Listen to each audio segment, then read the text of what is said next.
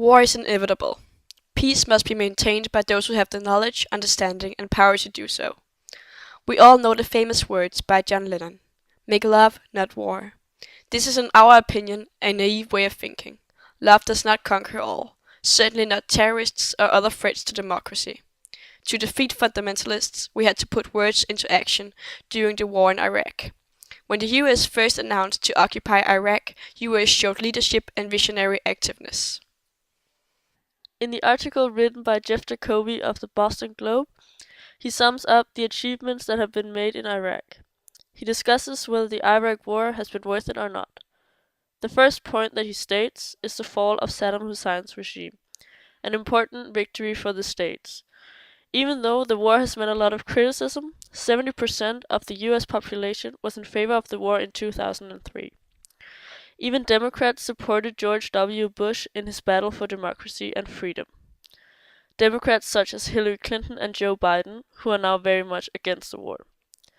Another Democrat, Bill Clinton, signed the Iraq Liberation Act, where it is made US policy to eradicate Saddam Hussein. You can say that Bush brought this to life. He made the goals of the US reality. When Obama became America's new commander-in-chief, he changed the policy towards Iraq completely. He insisted on pulling the plug too soon. Iraq wasn't ready for this kind of responsibility. Even though it was a popular decision, he abandoned both the American and the Iraqi people. Indeed, Bush had a vision and a goal with what he was doing, and that is not the impression we have of Barack Obama. When Bush gave his speech of the State of the Union in January 2003, he spoke with great dignity and force. He speaks about the significance of his country and its people, the American people. He uses his ethos in a convincing and appropriate manner. No American would doubt that his leadership is efficient. He uses the epiphora: "We have them on the run, we're keeping them on the run." He shows that he will do everything in his power to protect all his citizens. He doesn't care that the struggle is going to be long. He knows that freedom is the right of every person and the future of every nation. He says, "We will bring to the Iraqi people food and medicines and supplies and freedom."